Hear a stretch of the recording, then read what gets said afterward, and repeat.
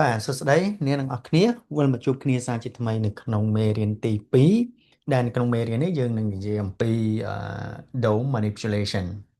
ចឹង DOM ពាក្យពេញមកវាមកពី document object model អូខេតោះចឹងសម្រាប់ DOM នៅក្នុងមេរៀន DOM នេះអ្នកទាំងអស់គ្នានឹងឆ្វេងយល់អំពីquery នៃ DOM តើយើងអាចធ្វើការកណនាឬក៏យើងទាញយកតម្លៃចេញពី DOM របៀបម៉េចតទៅទៀតយើងធ្វើការ update ឬក៏កែប្រែតម្លៃតាមរយៈការប្រើប្រាស់ class ហើយនិង attribute អឺមួយចំនួនទៀតរបស់ DOM ហើយ modify ទៅលើ DOM listening ទៅកាន់ event ឧទាហរណ៍ថាបើសិនជាយើងចុច event click ទៅតើវាធ្វើកិច្ចការងារអីអូខេចុងក្រោយមួយទៀតគឺយើង write own helper method អញ្ចឹងសម្រាប់DOM វាជាផ្នែក interface មួយដែលនៅប្រឡោះកណ្ដាលបែបនេះហើយវាមានតួនាទីភ្ជាប់ទៅជាមួយនឹង JavaScript ហើយនឹង browser ដើម្បីធ្វើម៉េចឲ្យវាមាន interaction ទៅជាមួយគ្នានៅក្នុងផ្នែក DOM ហ្នឹងអញ្ចឹង DOM វាដោយអ្វីដែលខ្ញុំបានលើកពីខាងដើមមានតែពាក្យពេញមកវាគឺ document object model វាគឺជា tree structure មានន័យថាវាគឺជា structure ដែលមានលក្ខណៈជាមេឃធាងនៃ HTML របស់យើងណាអញ្ចឹងរាល់ node each node is an object representation a part of the page ហ្នឹងចឹងឧទាហរណ៍ថានៅពេលអ្នកទាំងអស់គ្នានៅក្នុង page body អ្នកទាំងអស់គ្នាបង្កើត page មួយឈ្មោះ body យ៉ាអញ្ចឹងអាហ្នឹងគឺឲ្យគឺយើងសំដៅទៅលើ page body អញ្ចឹងនៅក្នុង body page នេះឬក៏មកក្នុង body tag នេះវាមានអីគេវាមានអាចមាន div ទី1វាអាចមាន div ទី2អញ្ចឹងនៅក្នុង div ទី2នេះវាអាចមាន node របស់វាផ្សេងនេះគឺ img ហើយ div មួយនេះវាអាចមាន node បបាយទៅទៀតអាចមានថាតក h1 អីចឹងទៅស្រាប់តែយើងឬក៏យើងអាចមាន paragraph p អីនៅក្នុង div អញ្ចឹងទៅទៀតអញ្ចឹងអាហ្នឹងDOM ហ្នឹងមិនថាវាជាការ store ទុកនៅ tree អឺ tree element ដែលយើងត្រូវនៅក្នុង page មួយហ្នឹងអញ្ចឹងដើម្បីអាចឲ្យយើងទៅធ្វើការទៅជាមួយវាបានលុះត្រាអ្នកទាំងអស់គ្នាយល់អំពី structure នៃ DOM របស់យើងអញ្ចឹងសម្រាប់ DOM នេះអ្វីដែលខ្ញុំចង់ឲ្យអ្នកទាំងអស់គ្នាសង្កេតមុននៅពេលដែលអ្នកទាំងអស់គ្នាចាប់ផ្ដើមហ្នឹងអញ្ចឹង DOM អឺគឺវាចាប់ផ្ដើមដោយ keyword មួយគឺ document កាលមកទៅពីដើមមកគឺអ្នកទាំងអស់គ្នាអាចប្រើ keyword មួយគឺ window ណា window អឺdot document ណា window dot document នៅកន្លែងទៅនេះចឹងដល់ពេលដែលយើងប្រើ window dot document នៅកន្លែងទៅហ្នឹងdata របស់យើងនេះវាចាប់ផ្ដើមមិនថាវាអាចធ្វើការ access ទៅកាន់ធាតុឬក៏ data នៅក្នុងធាតុនីមួយៗបានអញ្ចឹងនៅក្នុង document វាអាចមាន document អីគេខ្លះអញ្ចឹងវាអាចមានដូចជា HTML ដែលជាផ្នែកខាងលើនៃនៅពេលដែលយើងបង្កើត tag មួយមកឧបមាថាខ្ញុំដាក់បង្កើត file របស់វាមួយខ្ញុំប្រើពាក្យថា dom.html ហ្នឹងអញ្ចឹងខ្ញុំវាយ HTML នេះ file អញ្ចឹងអ្នកទាំងអស់គ្នាមើល structure របស់យើងពីខាងលើគឺ HTML គឺអានេះអាហ្នឹងគឺជា parent របស់វាដោយអ្វីដែលយើងបានឃើញហើយបន្តមកទៀតមានប្របាយទៅជាផ្នែក head អញ្ចឹងនេះគឺផ្នែក head គឺប៉ុណ្ណេះហើយនៅក្នុងផ្នែក head គឺវាមាន sub node របស់វាគឺមាន meta tag មាន title មានអាចមាន style ឬក៏អាចមាន script អីខាងក្នុងតមកទៀត level ដែលវាស្មើគ្នាគឺ body tag នៅប្រឡោះនេះណាអញ្ចឹងយើងមាន body tag យើងមាននៅក្នុង body tag នេះវាអាចមាន tag ផ្សេងទៀតដើម្បីយើងឲ្យវា display នៅលើ browser អញ្ចឹងវាចេញជារចនាសម្ព័ន្ធជាមេឃធាងមកបែបនេះអាហ្នឹងដែលយើងបដោតទៅមួយ DOM ហ្នឹងអញ្ចឹងយើងមើលវាមានចែករបស់វាគឺវាមាន DOM tree វាមាន element can have children ហ្នឹងអញ្ចឹង children គឺសំដៅទៅលើអានេះបានន័យថាដូច head ហើយនិង body វាជា children នៃ HTML អញ្ចឹងផ្នែករបស់វាមួយគឺអាចមានsub node ឬក៏ sub children របស់វាទូចនៅខាងក្នុងមួយផ្សេងទៀតអូខេតោះអញ្ចឹងយើងអាចទៅបន្តិចទៀតអូខេតោះ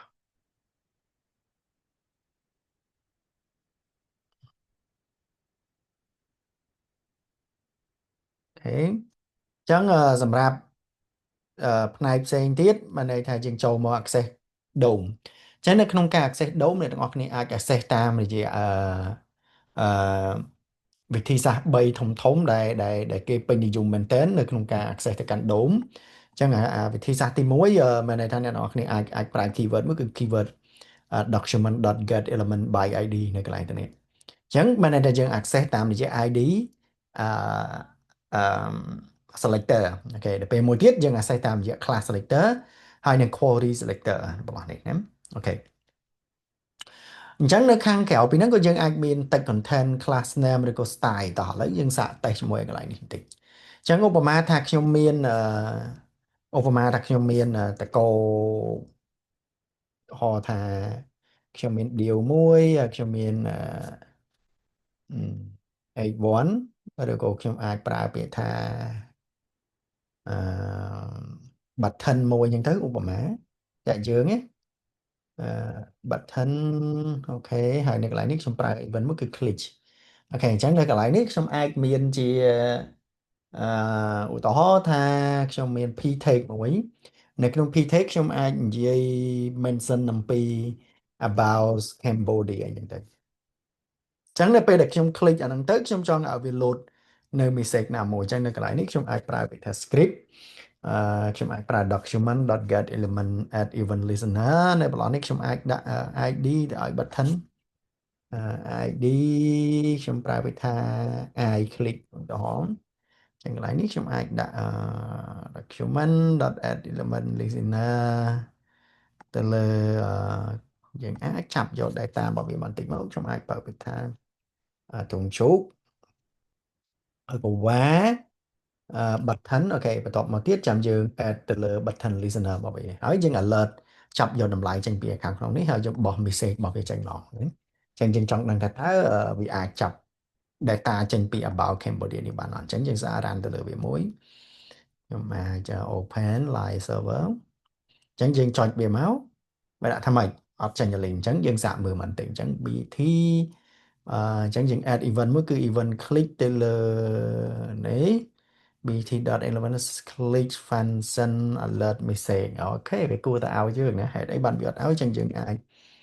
ទៅ check មើល error របស់វាបន្តិចយើង right click ចូល inspect element ចុចទៅកន្លែង console វាប្រាប់យើងថា can read add event is cannot read property add event listener ហេតុអីអូខេអញ្ចឹងយើងបើកកន្លែងទៅនេះបិទកន្លែងទៅនេះឬក៏យើងត្រូវការគេអូខេអញ្ចឹងខ្ញុំសាកដាក់ដូចជាត្រូវហើយអញ្ចឹងយើង add event listener event មួយគឺ event click តមកទៀតយើងដាក់ function alert អូខេខ្ញុំប្រើ script អូខេខ្ញុំសាកមួយ refresh ទៅលើវាមួយនៅតែអត់ load ហេតុអីerror syntax ខ្ញុំអាចប្រើពាក្យថា btn add element listener ប្រហែលជាមកពីយើងដាក់វានៅខាងក្រៅអញ្ចឹងយើងអាចកាត់វាrồiហើយយើងដាក់នៅខាងក្រោមនេះវិញអូខេតោះយើងសាកមកម្ដងទៀតចុចកន្លែង console refresh លើវាមួយ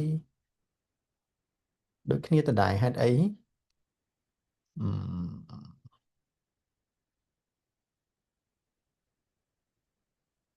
on click ចាអូខេសាកមើលម្ដងទៀត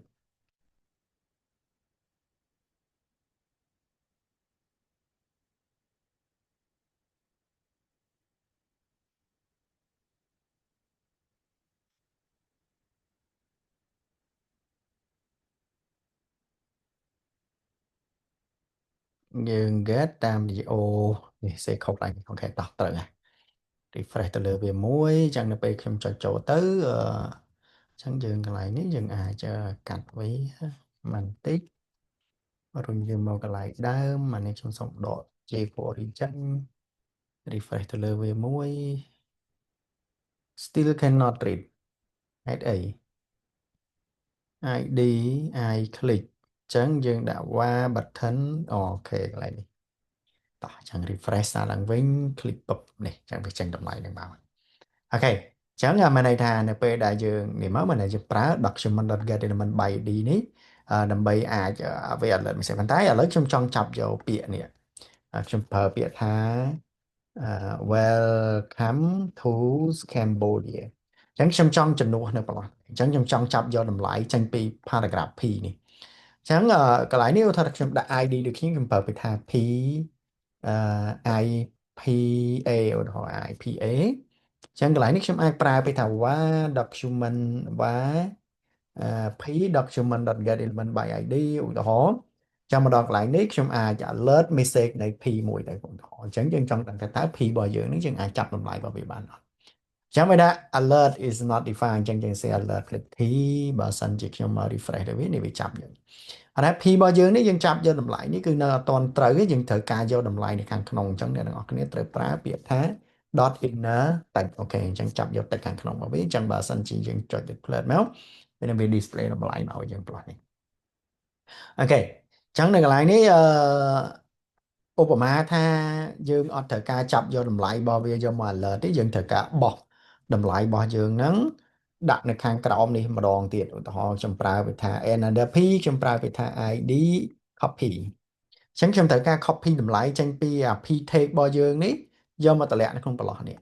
ចឹងតែខ្ញុំត្រូវធ្វើម៉េចអញ្ចឹងមកដល់កន្លែងនេះគឺខ្ញុំអាចប្រើពាក្យថា document.getElement by id ដូចគ្នាខ្ញុំប្រើ copy ឲ្យបោះតម្លៃ p ដែលខ្ញុំទៅចាប់មិញចូលទៅអញ្ចឹងបើខ្ញុំចុចមកនេះវា copy នេះចេញមកបាទអូខេ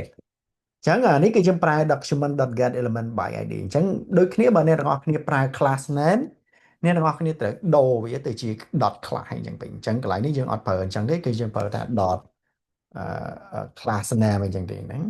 dot getElement by id មួយទៀត dot getElement by class name អញ្ចឹងយើងដាក់ឈ្មោះ class របស់យើងចូលទៅហើយបោះតម្លៃប្លុកមកវិញប៉ុន្តែត្រូវចាំនៅក្នុង class នៅក្នុងករណីមួយចំនួនវាអត់ឲ្យយើងទេហេតុផលអីហ៎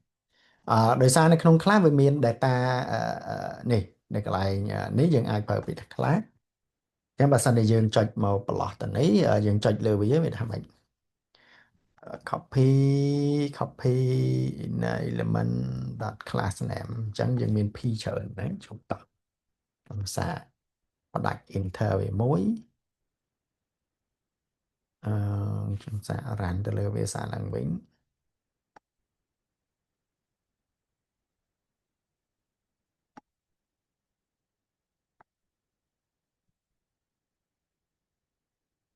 អូខេហេតុអីតោះសុំមើលបន្តិចចឹងយើងអាចប្រើ class name ចឹងដើម្បីអាចឲ្យយើងដឹងថាតើវាដាក់នៅក្នុង class មួយណាយើងត្រូវ check មើលវាបន្តិចសិនចឹងឧបមាថាខ្ញុំឲ្យកន្លែងនេះគួរដាក់ទៅម៉េចដើម្បីអាចឲ្យវាចូលខ្លះដោយសារយើងមាន paragraph p ចំនួន2អញ្ចឹងវាអាចស្ថិតនៅក្នុងលំដាប់ទី0ទី1ដោយសារខ្លះយើងអាចប្រើបានច្រើនតង់អញ្ចឹងខ្ញុំសាកដាក់វានៅក្នុង index ទី1ដាក់សាកមើលសិនណាអូខេអញ្ចឹងដាក់នៅក្នុងទី1វាដាក់error អញ្ចឹងយើងសាកចុចទៅលើកន្លែងរបស់វាមកវាប្រាប់យើងនៅđây អា dot in គេនៅប្រឡោះទៅនឹងតោះឥឡូវយើង check មើលលំដាប់លំដោយរបស់វាបន្តិចសិនមកឧទាហរណ៍ថាខ្ញុំប្រើវាថា hi អូចឹងនៅប្រឡោះនេះខ្ញុំកាត់វាបន្តិចវាចេញពាក្យ hi អញ្ចឹងបើសិនជាខ្ញុំទៅយក document và i copy ស្មើនឹង document.getElement by id នៃ copy អញ្ចឹងខ្ញុំអាច alert i copy.inner តែតោះឥឡូវយើងសាកមើលបន្តិចនេះអញ្ចឹងវាចេញមកអញ្ចឹងនៅពេលដែលយើងចង់បោះតម្លៃទៅឲ្យវាវិញយើងអាចប្រើពាក្យថា i copy.text inner text យើង hello world អញ្ចឹងវាចេញហើយអញ្ចឹងដូចគ្នាបើពេលដែលយើងចាប់អាហ្នឹងមកហើយយើងអាចចង់បោះវាចូលក្នុង class name យើងអាចធ្វើអញ្ចឹងដូចគ្នាមកណាអញ្ចឹងអូខេអញ្ចឹងយើងមាន p copy class name ត្រូវហើយអញ្ចឹងយើងគ្រាន់តែ pass តម្លៃរបស់វានេះចូលមកហើយចំនួនដែរនេះគឺ p tag វិញគឺចប់អញ្ចឹងបើសិនជាខ្ញុំមក alert ចឹងវាចេញពាក្យ Cambodia នេះដូចគ្នាតោះណាអញ្ចឹងយើងប្រើ by class name នេះក៏បានឬក៏យើងអាចប្រើ document.getElement by id ក៏បានដូចគ្នាណាអូខេអញ្ចឹងទៅទៀតយើងអាចមានអូខេអូខេ